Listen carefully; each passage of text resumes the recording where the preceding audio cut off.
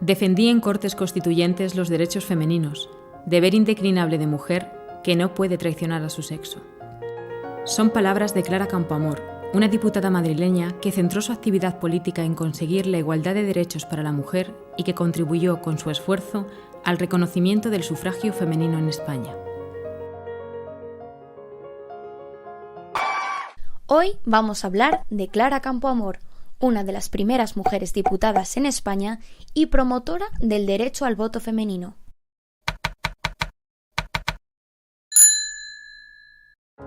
Clara Campoamor Rodríguez nació en Madrid el 12 de febrero de 1888 y murió exiliada en Lausana, Suiza, el 30 de abril de 1972.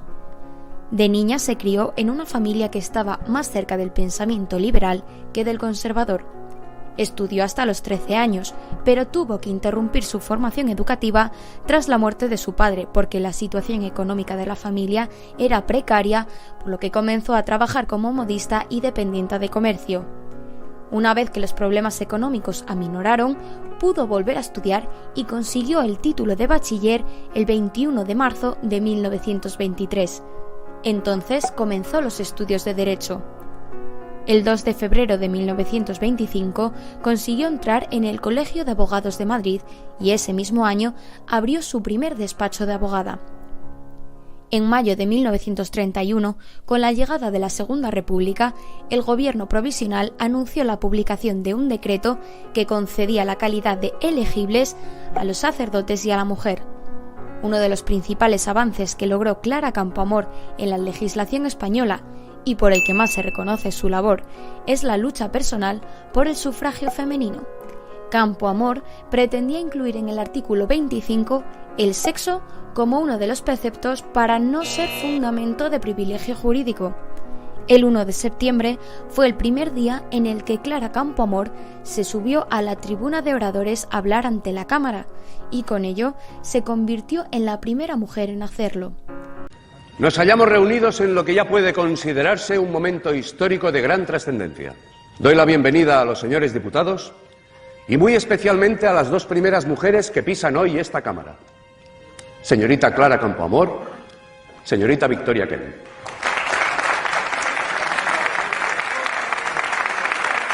El proyecto de Constitución de 1931 solo daba el voto a la mujer soltera y a la viuda. Se argumentaba que el sufragio femenino podía ser fuente de discordia en el matrimonio, que la mujer no estaba suficientemente independizada de la Iglesia y ésta podía influir en su voto.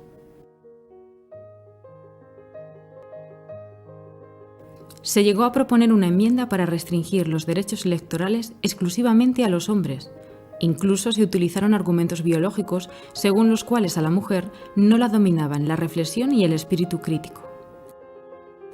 Otra enmienda proponía conceder el voto a las mujeres mayores de 45 años, basándose en que la mujer era deficiente en voluntad y en inteligencia hasta cumplir esta edad. ¿Por qué hemos de conceder a la mujer los mismos privilegios que al hombre? ¿Son acaso organismos igualmente capacitados? La mujer es toda pasión, toda emoción, toda sensibilidad. No es, en cambio, reflexión. No es espíritu crítico, no es ponderación y ni mucho menos sensatez. Las mujeres son histéricas por naturaleza y por ello son volubles, versátiles. Y yo me pregunto, ¿en qué despeñadero nos meteremos si concedemos el voto a la mujer? Creemos que el lugar propio de la mujer es el hogar.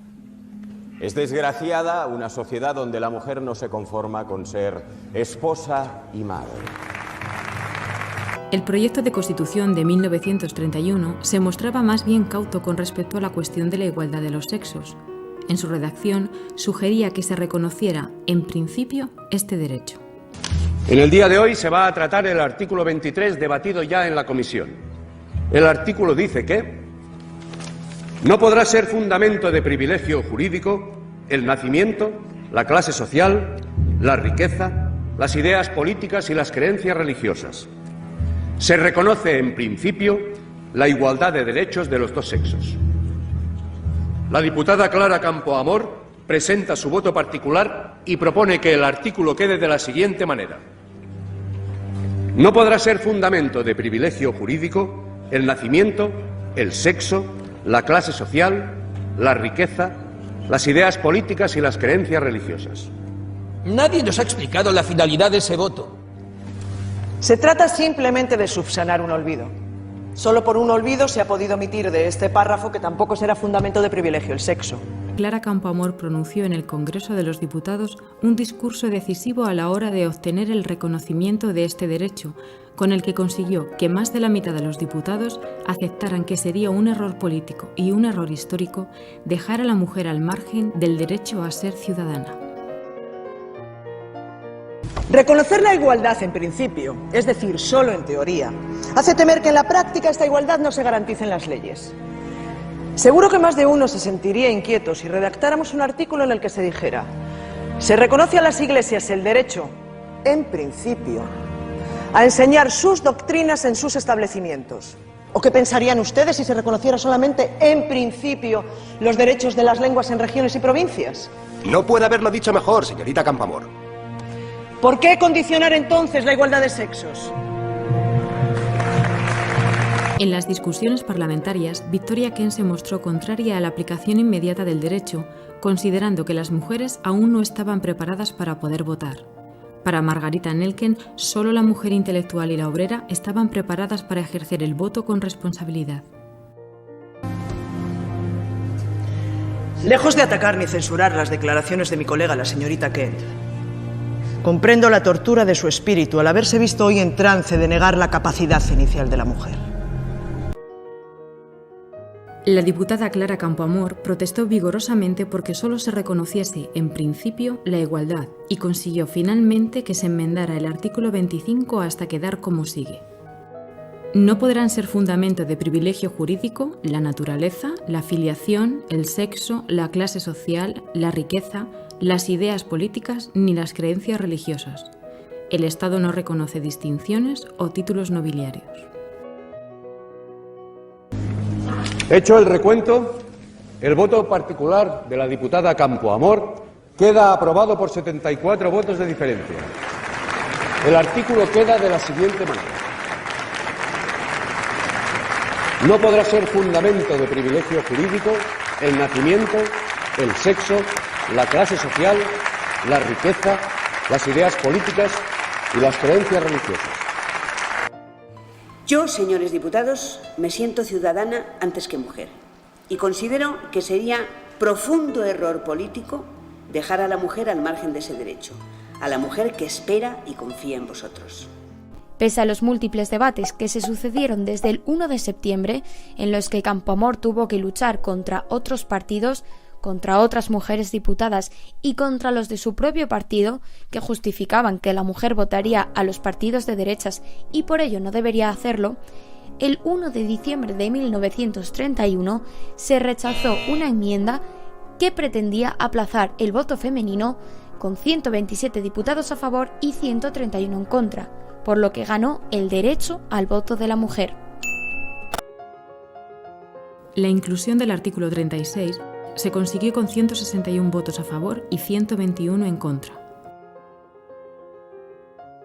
Un diario de Madrid se hacía así eco de lo que sucedía en el Congreso. La concesión del voto a las mujeres, acordada ayer por la Cámara, determinó un escándalo formidable que continuó luego en los pasillos. Las opiniones eran contradictorias. El Banco Azul fue casi asaltado por grupos de diputados que discutían con los ministros y daban pruebas de gran exaltación. En las discusiones parlamentarias, Victoria Kent se mostró contraria a la aplicación inmediata del derecho, considerando que las mujeres aún no estaban preparadas para poder votar. Para Margarita Nelken, solo la mujer intelectual y la obrera estaban preparadas para ejercer el voto con responsabilidad. En el debate, Clara Campoamor se pronuncia decididamente a favor del sufragio universal. Argumentaba que solo otorgando a la mujer una serie de derechos podría preocuparse por conocer los problemas sociales y por saber quién podría garantizar mejor su solución. En septiembre de 1933 se disuelven las Cortes, dando convocatoria a nuevas elecciones. Eran las primeras en las que participaron las mujeres. obtienen el acta de diputadas 6.